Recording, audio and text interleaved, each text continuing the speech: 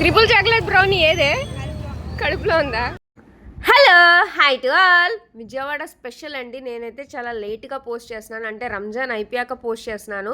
ఎప్పుడైనా సరే విజయవాడలో రంజాన్ పండగ వచ్చినప్పుడైతే పంజా సెంటర్లో ఇలా స్టాల్స్ అయితే పెడతారు. నాన్ వెజ్ లవర్స్కి అయితే పండగే అనమాట. అన్ని నాన్ వెజ్ ఐటమ్స్ అయితే ఉంటాయి.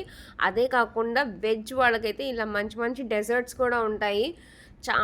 నేనైతే ఈ డెజర్ట్ కోసం అయితే వెళ్ళాను. Creamy cheese kunafa.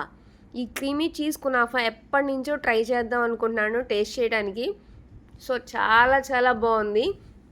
మనకి వేడిగా తినాలి. వాళ్ళైతే ఓవెన్లో పెట్టి ఇస్తారు.